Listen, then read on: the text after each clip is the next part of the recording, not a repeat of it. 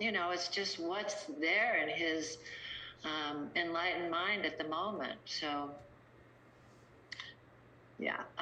Bob?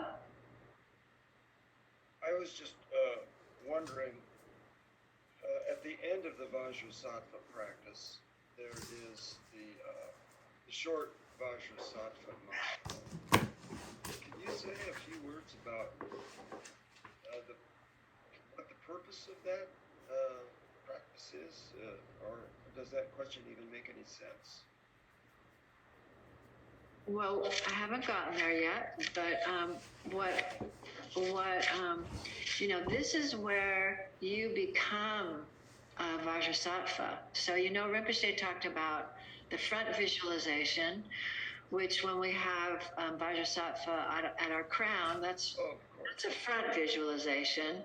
And then when we do the shorter mantra, Vajrasattva from our crown has melted into us, and we now are Vajrasattva appearing yet empty.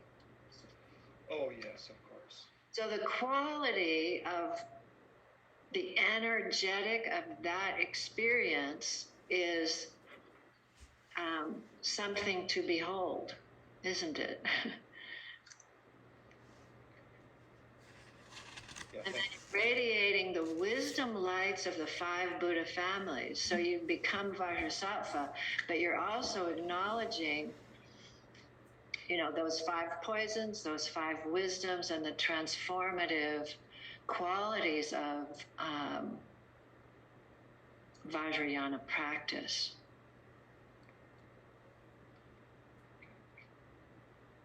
Is that helpful? Yes, thank you very much. Yeah. Sally?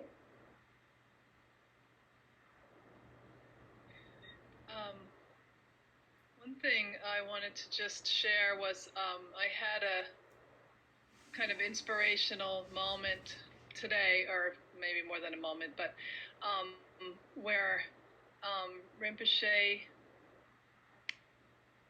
he said, he suggested that we find a quiet place and, without distraction, so we can do our visualization and but if there are noises or other things, you could just see them as Vajrasattva. And in that moment, my cat was just like being really demanding, and I was feeling really closed into my little spot and uncomfortable, and I had a headache, and in that moment I said, those are all Vajrasattva, and I really connected to the point of, well, the energy changed, especially in my head, but everything was concretized into, horrible, a suffering experience, and that it all shifted when he gave me that, and it, I experienced the energy changing from the crown of my head, including my headache a little bit, but that's, that'll happen or not. There's causes and conditions, but the release happened due to that, quick little pith instruction, which I really appreciated. I had a couple of questions about the notes. Is it okay if I ask right now from things that he talked about today? Sure. One was like something about rotation of Ali Kali mantras. What was that about? I would have felt like I'd interrupt to find out what he was. That was a question about purification of speech, which in our text is on page 6 and 7. Okay. And so he said again, don't get caught up in which direction those mantras are going. They can go all the same direction. They can go counterclockwise or they can go clockwise. But he then did say the mantra vowels, which is red, that those could go. Now, I think this is what he said, clockwise, then the consonants could go counterclockwise, and the interdependent origination mantra could go clockwise. And so that's Ali and Kali or something, or is that? Did I hear it right? That's the word he used, yes, Okay. but I'm just clarifying that that's for the purification of speech. Yeah, if you go to that page, purification of speech, the third line, it is Ali Kali Takur Tenrang. Awesome. That might explain it. In the notes on our back of another book, there's a note about that particularly. Yeah, on page 61. 61. I just didn't even know where that was, which mantras he was talking about. Yeah, And the other question I have is a term. It was Cherim and Zorim, and how do you spell those two words? Carrie, do you want to put those in the chat box for us? Sure. Thank you. Also, can I say one other quick thing? Yes? The Tibetans like to identify prayers by the first 4 syllables. So often if you hear the first 4 syllables, like Ali Kali, they'll call the prayer that. Oh, I love it. Sonam D is the dedication prayer. So he'll often just put those 4 first syllables out. So if you're going to memorize anything, always memorize the first 4 syllables, and then you'll know what he's talking about. Thank you. So Carrie's going to put the Tibetan for the generation stage and the completion stage in the chat if you want to notice that when it comes up. And the spelling of the Tibetan, and then maybe Carrie, you want to also out loud share the pronunciation. Sure. And also, so you know, in the Kham dialect, KY is often a CH sound. So you'll hear this Krim or Cherim. So that's confusing. And if you look at the text and you see KHY or KY and it's a hard ch sound, that's the Zajika accent or the Kham accent.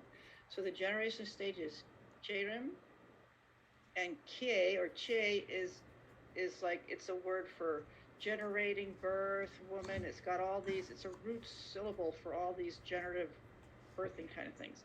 And then Zok is completion, Zok Chen, great perfection. Chen is great.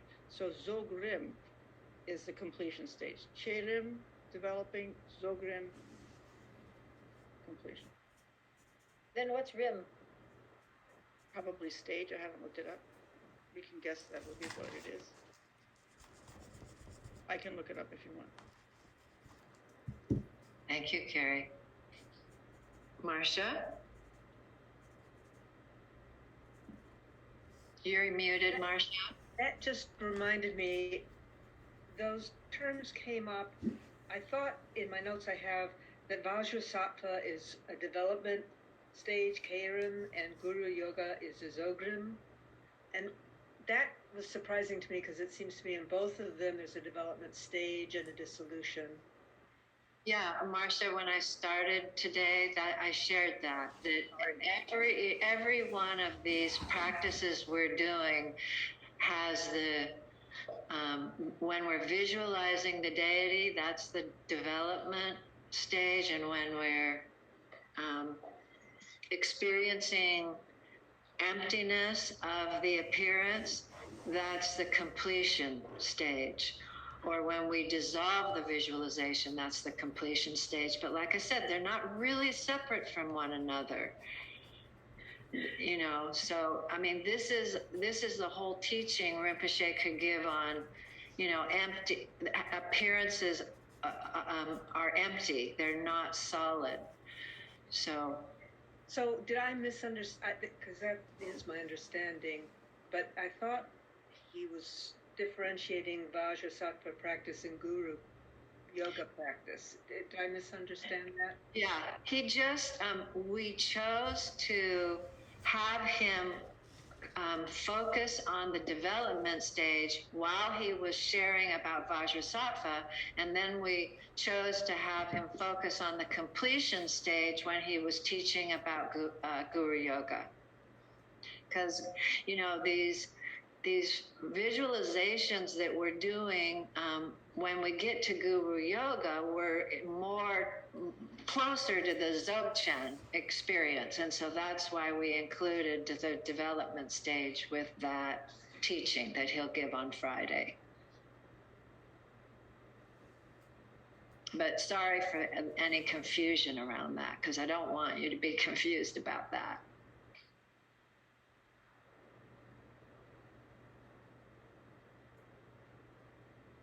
Any more questions or comments or insights you want to share?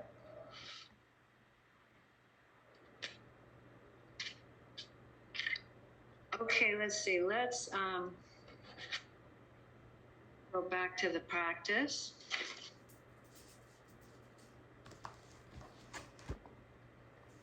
So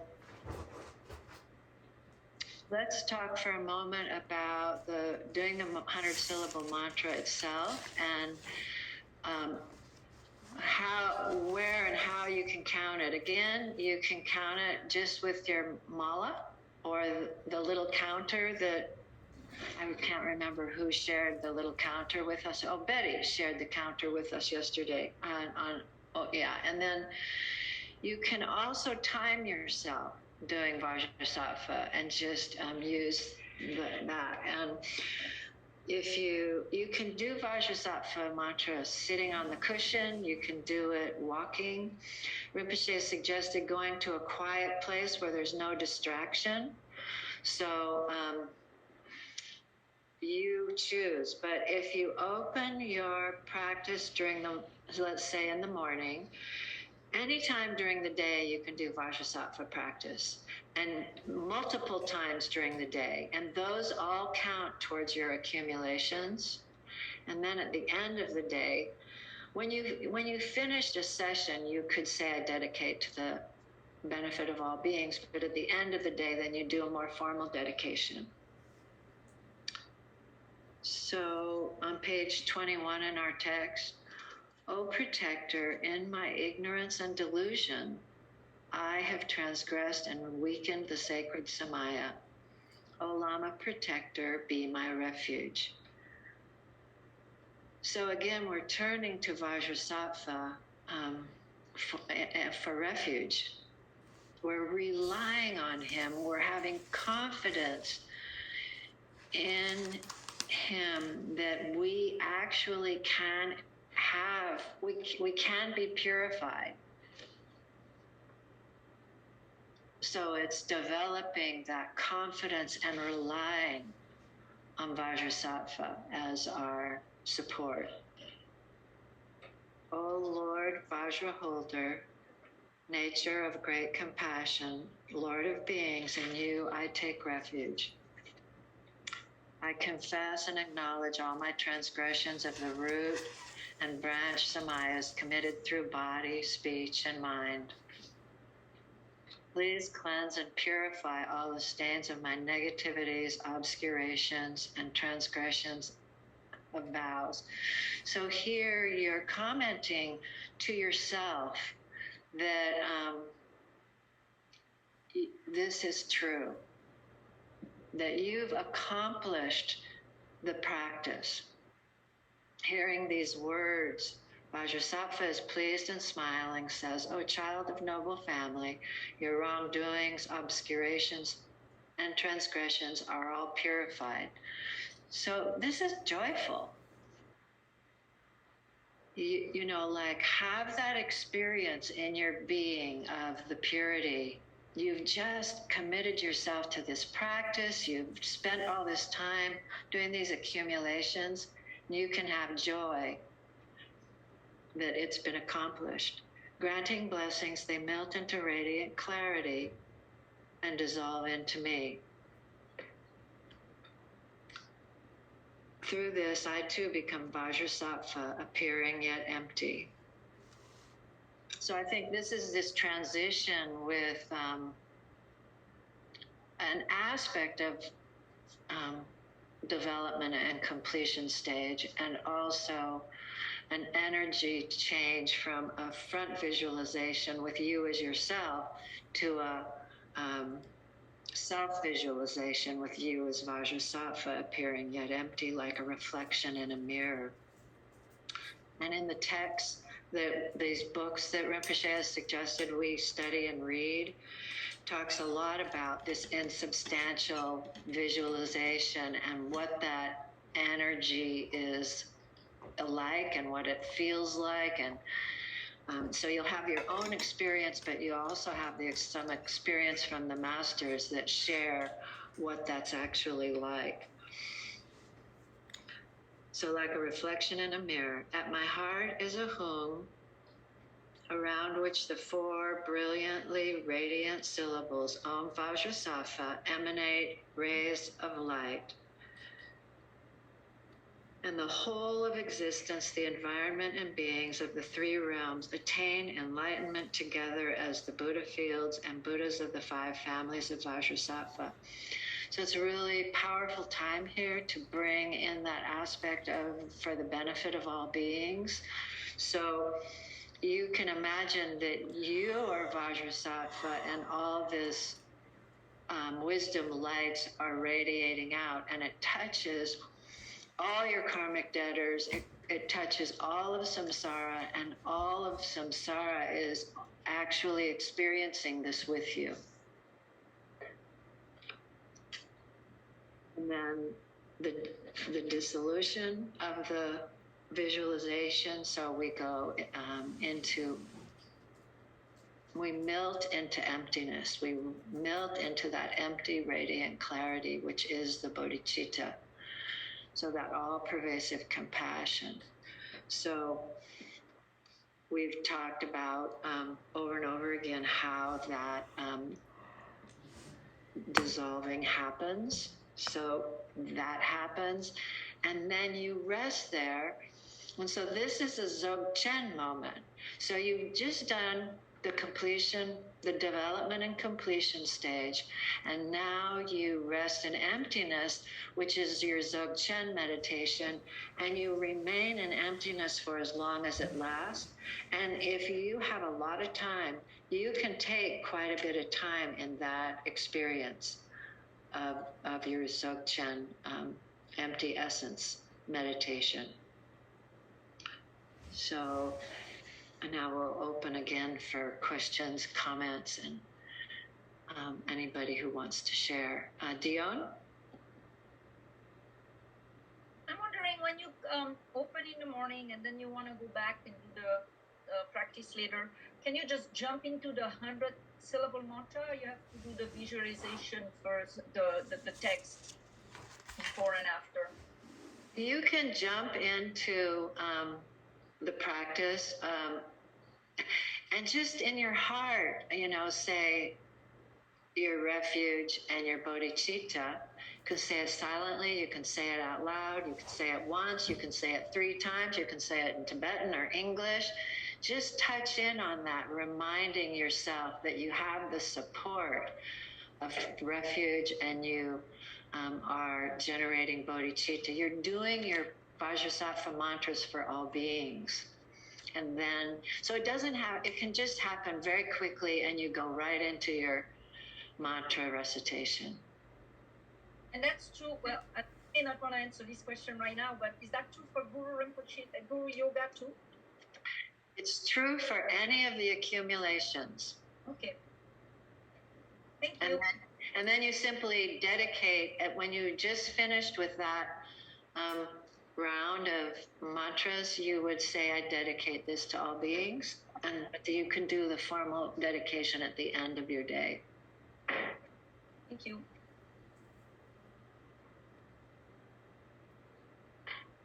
Any other questions or comments? Carrie? I know at some point someone's going to see this, so I'll just mention it. In the generation of bodhicitta, we say Senke Do. Seneji Nongne Senke Do. It's the same K of generating. You're generating the 4 measurables. So that K-rim, that's the same word. And it's spelled slightly differently from the word to give birth. but it's K, and there's a lot of synonyms like something, but it's spelled differently in Tibetan. But I thought that was interesting. Semkye-do, it's that generation of the mind of bodhicitta.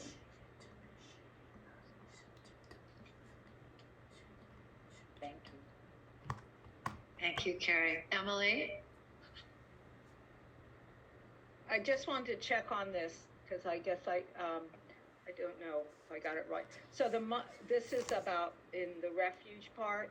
The mother lineage is on your left. Is that like, because sometimes you get, from the shrine right, the other direction. So it would be as if it's my left.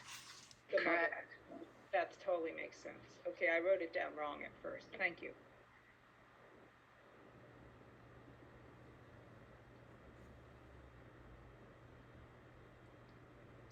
I think I will also just mention now, we're working on a little video for doing prostrations at the same time we're saying the refuge and bodhicitta prayer, because everything we could find didn't quite do it. So, and some people said just the short visual we gave yesterday with Betty doing the prostration wasn't quite enough. So anyway, we'll be sending that out to make sure everybody gets a copy of the prostration with the chanting happening at the same time.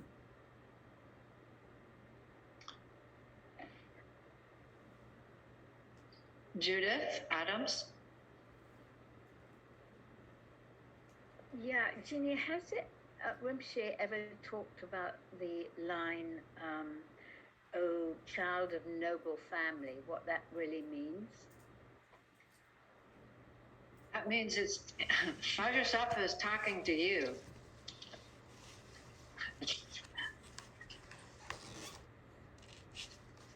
But not my family, right? Oh, child of noble family. Yeah, it's talking about. I mean, it's personal. We can ask Rinpoche. Let's ask Rinpoche to talk about that line, because we can read about it and we can, I could tell you my own experience, but I'd love to hear it from him. So we can ask him that question. Brent? Yeah, I can say one thing. The Shakyamuni Buddha used that as anyone who was part of a sangha, basically, or on the path of the Dharma, was a noble person, a noble family. It's kind of I don't know if family is maybe not even the correct translation, but it means that's what the Buddha Shakyamuni would say, the noble ones who are part of the sangha, or on the path. Angeliki? I also remember Rinpoche saying that one time, almost offhandedly, that it meant that you were part of the noble families of the Buddhas. So that you are actually, don't forget, you are part of that noble family. That's you. And I think that's also why your wrongdoings, obscurations, and transgressions can all be purified, because this is what we believe, that we can all become Buddhas. And every sentient being can become a Buddha. Every sentient being is part of the family with our pure perception. Carrie? Yeah, the Losawa translation says, well, they say son, daughter. It actually so we put in this one, child of an enlightened family. They translate it as enlightened family. It's also in the Tibetan Book of the Dead mentioned all the time at the beginning of the paragraphs of the bardos. Oh son, oh daughter, oh child of noble family, listen. Yeah, it's a very common way to address the Buddha nature within us. Marcia, you're muted. Thank you. This untied a knot for me because sometimes that language, because of my own cultural background, it sounds sort of feudal, like there are noblemen and not noblemen, noblemen and serfs. And just this little bit helped me think all beings are a son and daughters, children of noble family, because we all have Buddha nature. Yeah. Yes.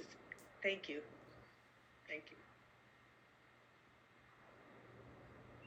Somebody who hasn't shared yet that wants to ask a question or make a comment about your experience with Vajrasattva practice, I just encourage you to speak up because it's so helpful to each of us to hear directly from you.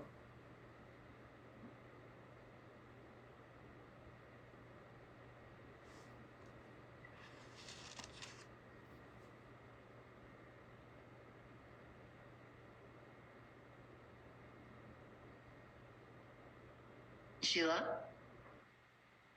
Yeah, thank you, Jeannie, for inviting that. I want to speak about the power of the recitation of Vajrasattva mantras.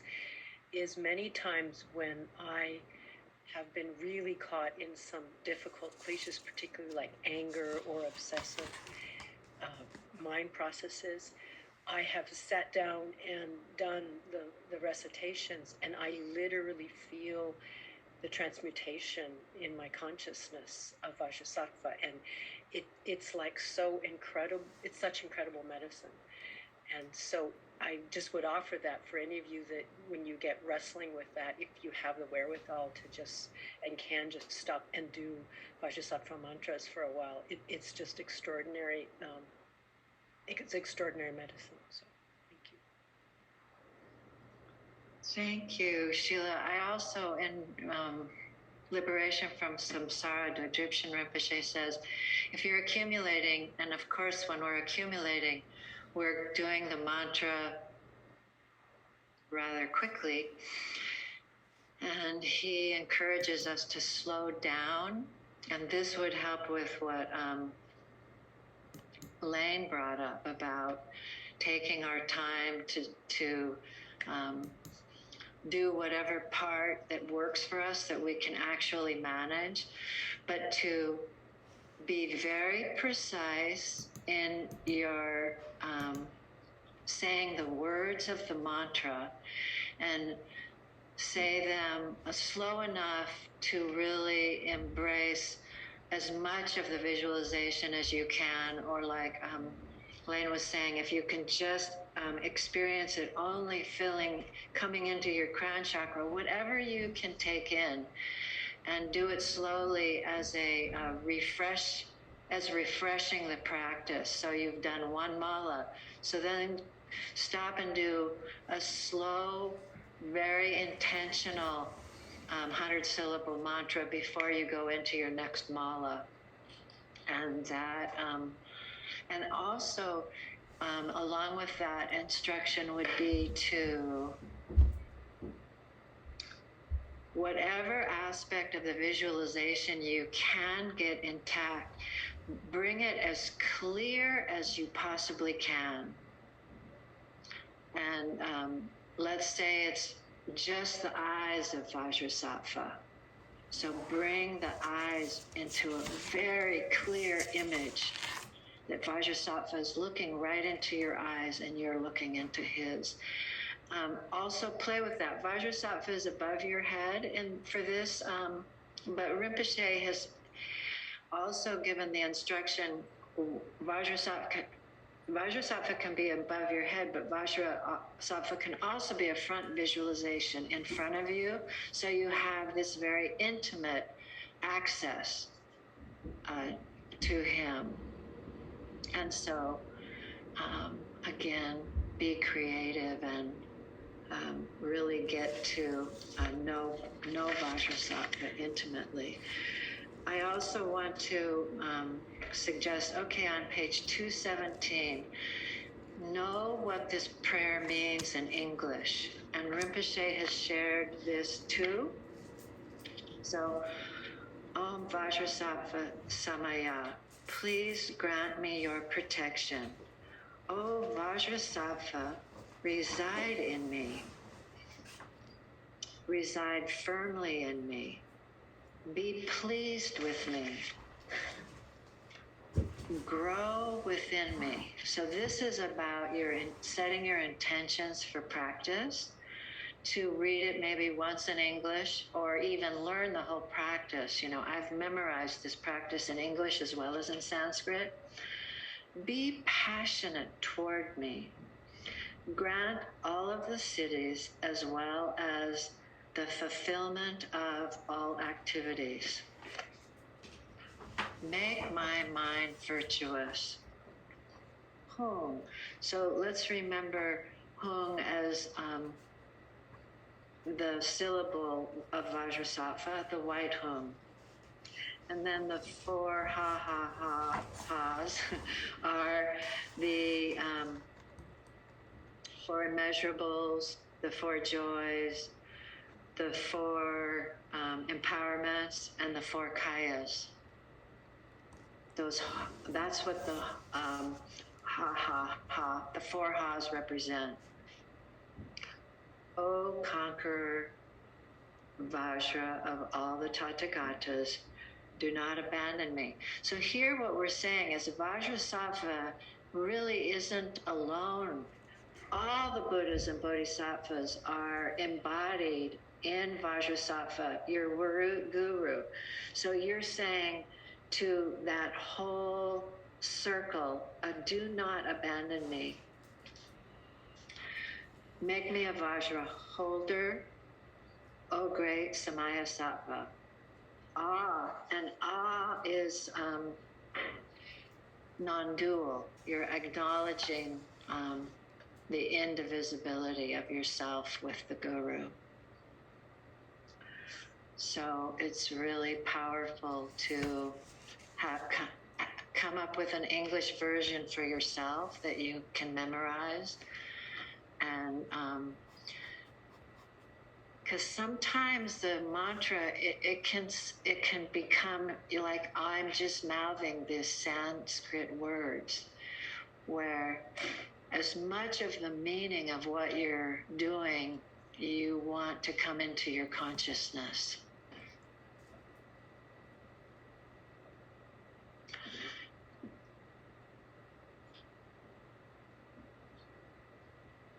So Carrie, I think it's Carrie has just, from Angeliki. Did you just post something, Angeliki? This is from Rigpa Wiki, their English version that we've sent out before. But it's a little different than what you said, but you know. Yeah, like I have a version that I've sent out to everybody before. That is what I received from a really amazing translator that I could share again if yes, please. Yes, please. Yeah. Anna.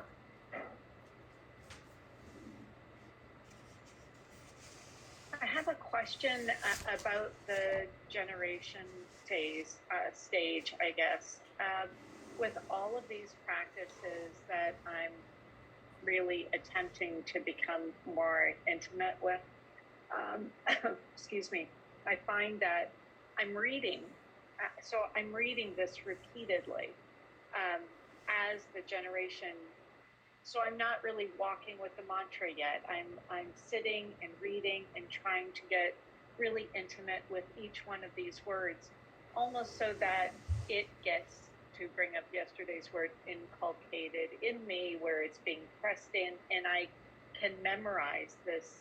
And I'm wondering if that's too tight, because I'm finding that I am sitting and I'm trying to, I'm reading it, I'm trying to get the visualization here, then I'll do the recitation, and then I want to read the dissolution part as well as we get through it.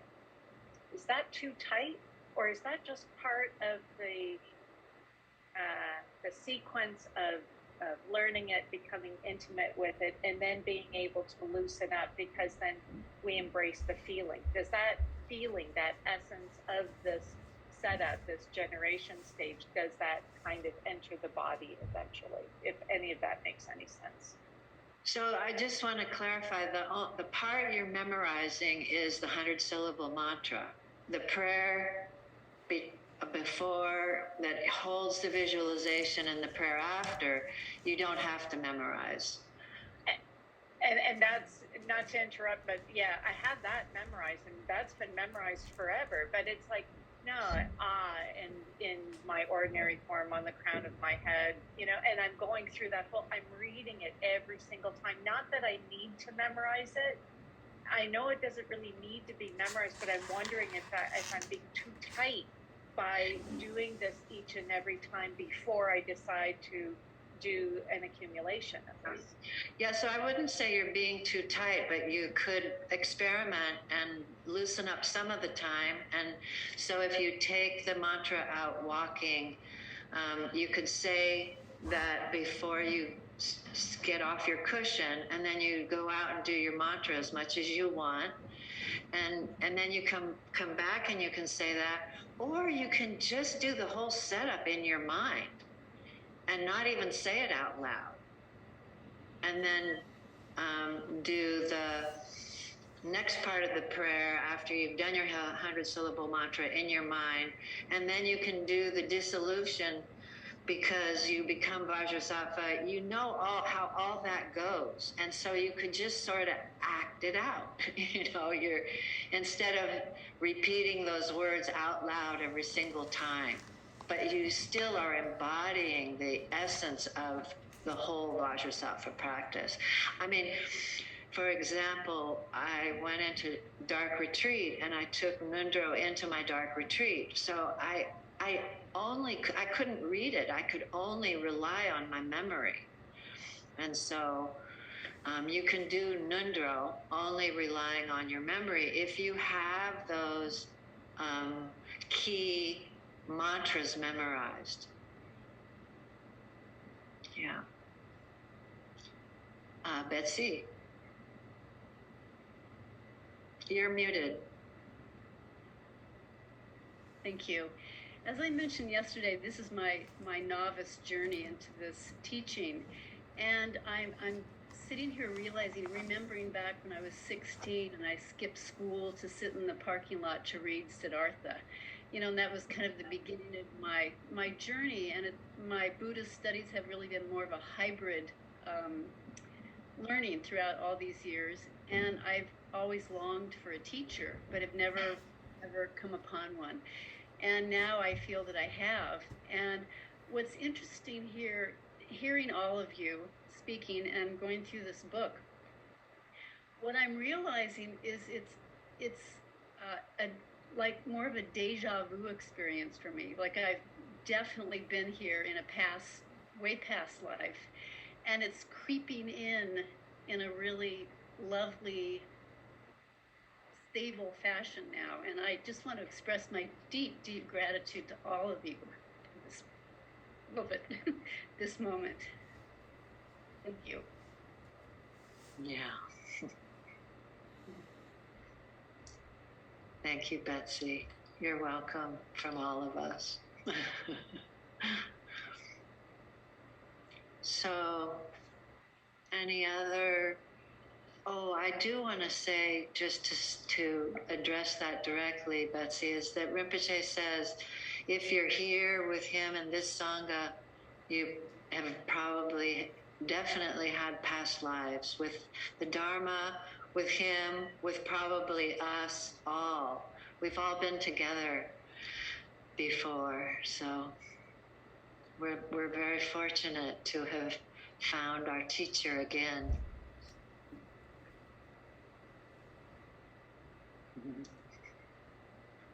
Any other comments or questions? Somebody who hasn't shared yet who wants to share something?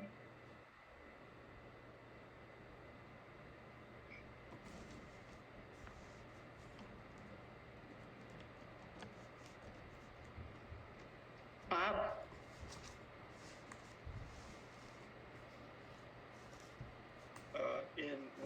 Tuku Tondup's books, he talks about the power of the Vajrasattva practice, and he says that one of his students who had some sort of fatal illness did 100 long Vajrasattva mantras a day, and he completely cured his illness. So that sort of stuck with me as possible power of this practice.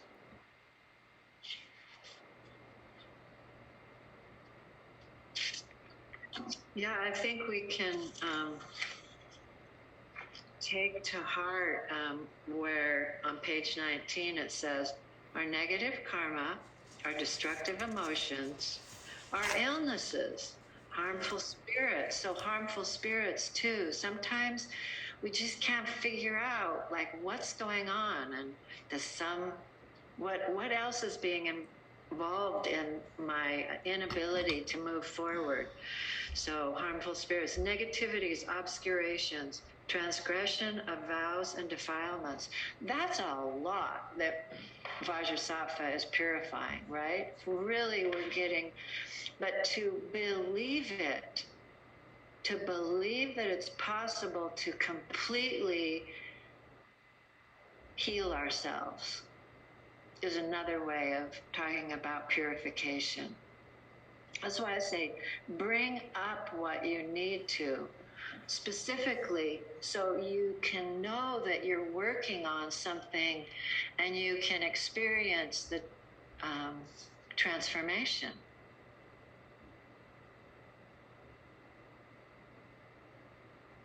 Thank you, Bob.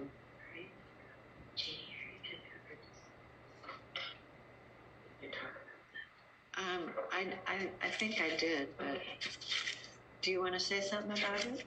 Okay. Karen just mentioned to me on page 24, some people think this visualization goes with the mandala offering. This visualization is part of the Vajrasattva practice. So as you're looking at that image on page 24, the hung, that hung is in your heart with you as Vajrasattva. And this white syllable, and these syllables actually are the Om Vajrasattva Hum mantra. So this is the short mantra. So the white syllable is here in front of you, right? The yellow syllable is here to your right. The red syllable is behind your heart, in back of you. The green syllable is to your left. And it's not rotating. They're just radiating the light of those 5 Buddha families, the blue, white, yellow, red, and green. And that's all radiating out in the 10 directions from Vajrasattva's heart. You is Vajrasattva. So this mandala is in you as Vajrasattva.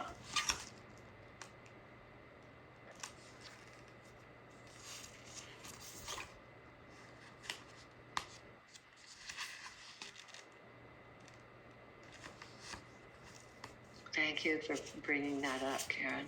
Emily? I just want to add, it just might be helpful, it's you looking towards the east, and the white Om is in the east. And so the mandala, as you just pointed out, they each have a direction. The yellow is south, and the red is behind in the west, and the other syllable is the north. So the colors relate to the Buddha families, as you said, which I love this. It's very lively for me.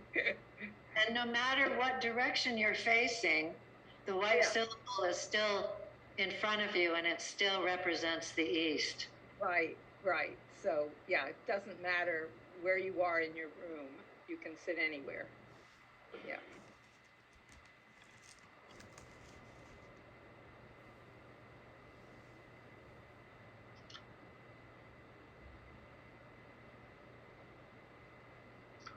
Anyone else want to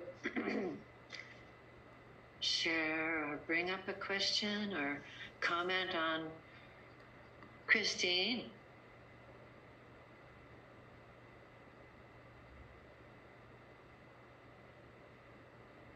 So I love this mantra. I've been doing it for so many years. It's absolutely beautiful.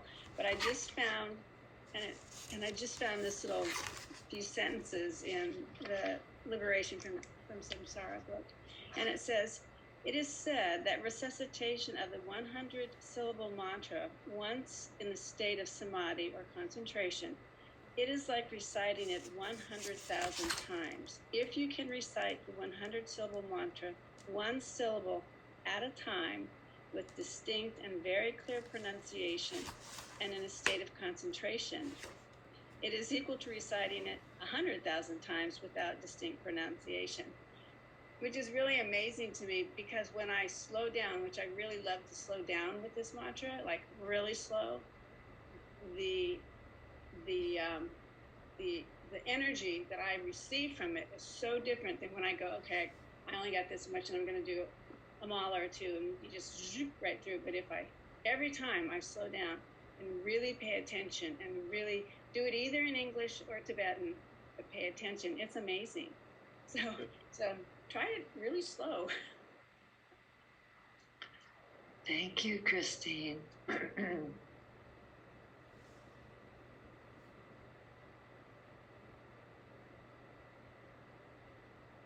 Don't let that keep you from accumulating, though.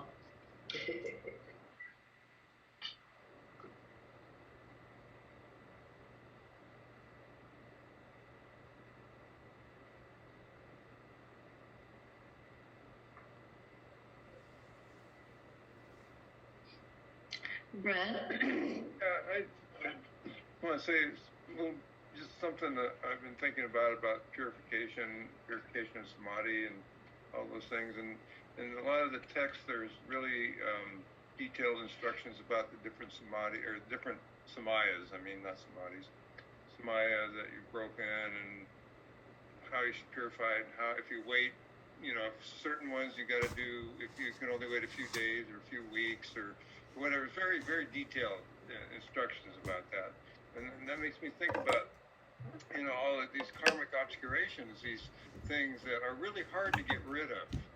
And they're probably things that we've broken samaya in many, many past lives. And that's why it's so hard. They just keep coming up and coming up and coming up. And maybe if all we did was Vajrasattva practice, which might not be a bad idea, but we get rid of these things, but it's just like they're just there. They just keep, even at the what they say, the threat of my life,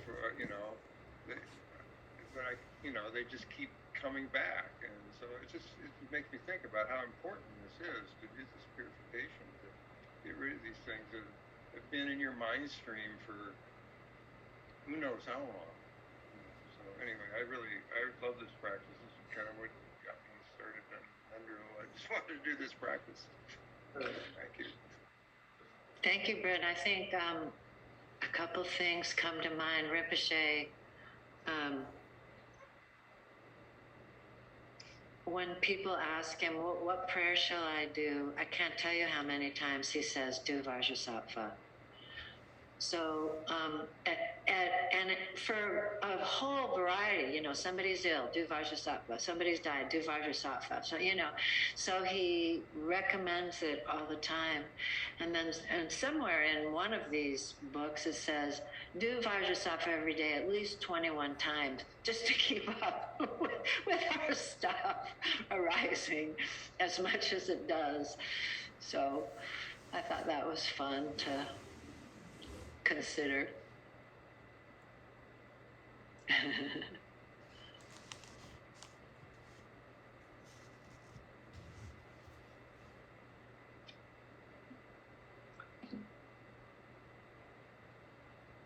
Anybody else want to share?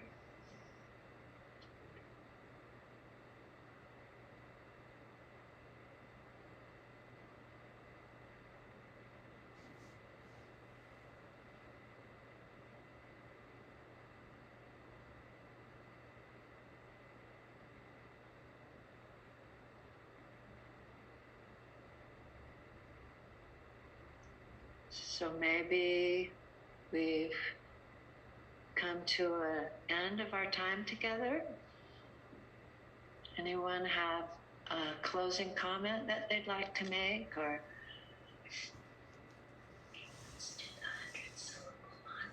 Okay. So let's do the 100-syllable mantra, and then we'll go into our closing prayers. So set an intention about what you want to work with in this practice, or like Shanti said, just the defilements of all of samsara, the suffering. You know, we could take that big picture, so you could either concentrate on one specific thing, or you could just do it more generally. And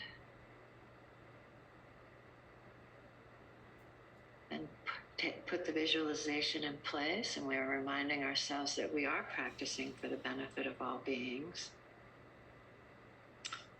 So we'll just say the mantra out loud together.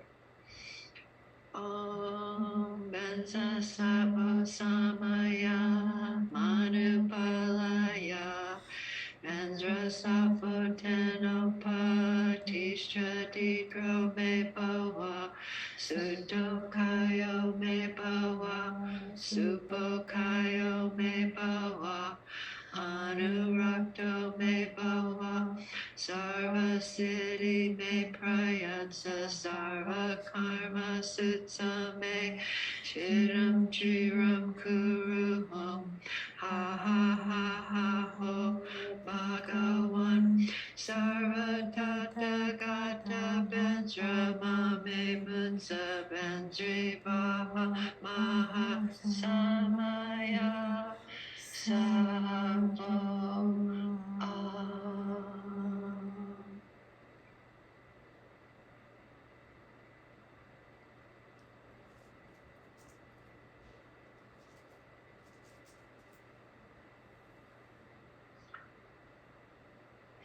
So let's turn to our closing prayers on page 54 or 56.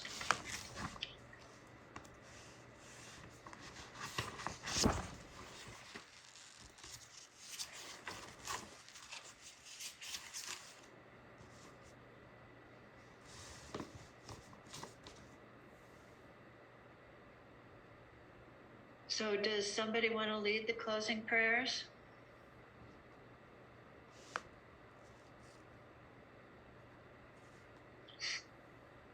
Anna? Wonderful, thank you. Can you mute us? Mm-hmm.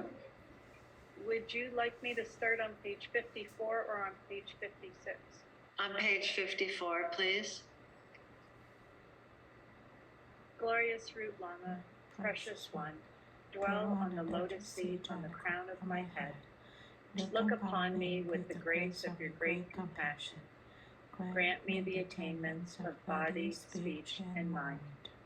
Toward the activities and lifestyle of the glorious Lama, may wrong views not arise for even an instant. And through devotion, may I see whatever he does as a precious teaching.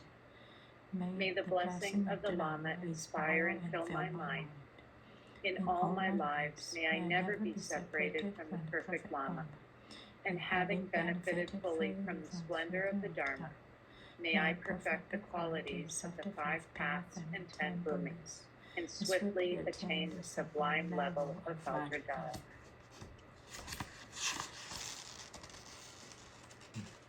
Beings infinitely numerous as the limitless sky, may they attain the Trikaya without any effort. And all the beings of the 6 realms, my fathers and mothers without exception, together may we reach our primordial state. May the life of the glorious Lama be stable. May joy and happiness arise for all beings as infinite as the sky.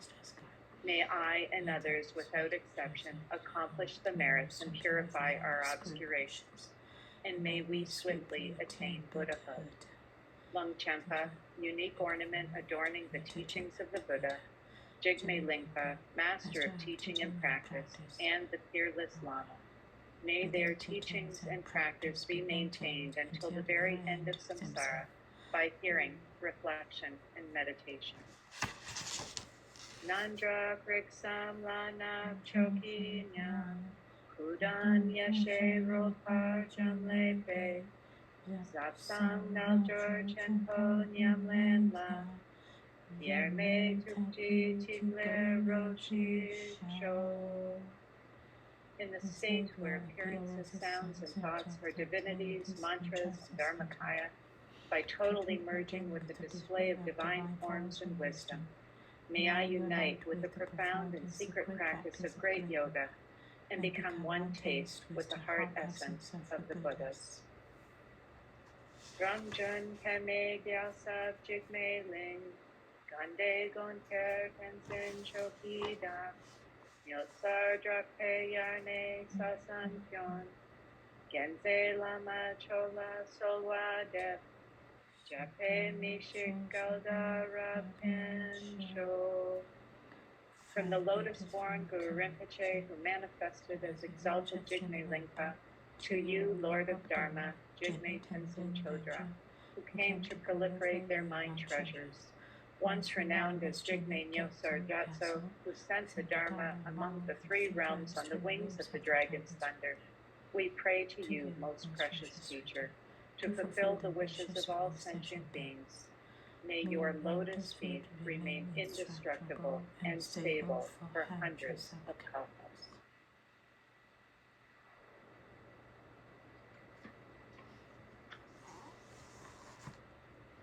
Are we unmuted?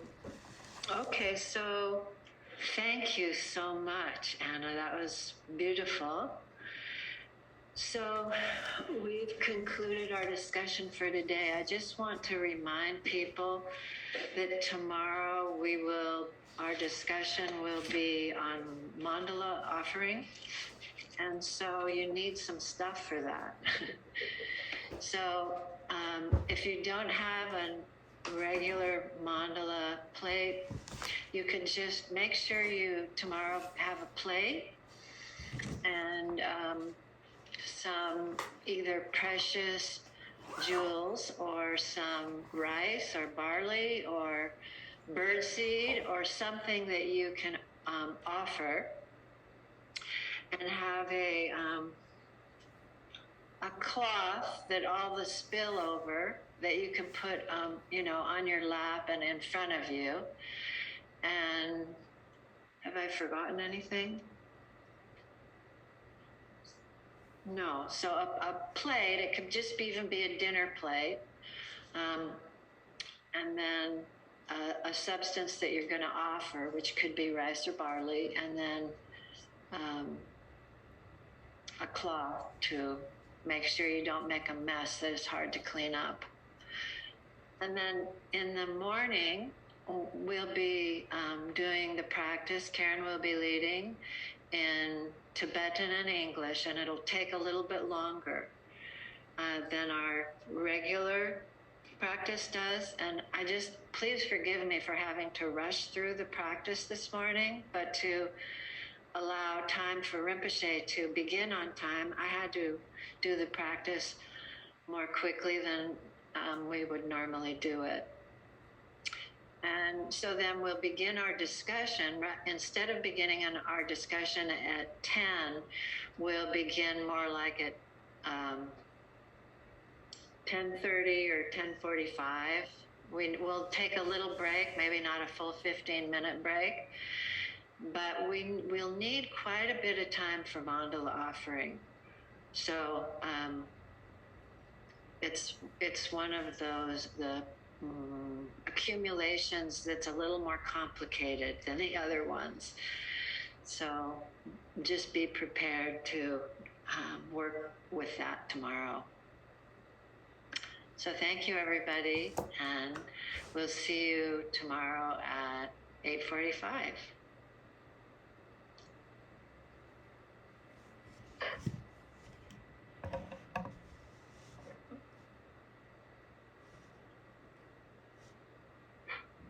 Carrie, would you stay on for a moment?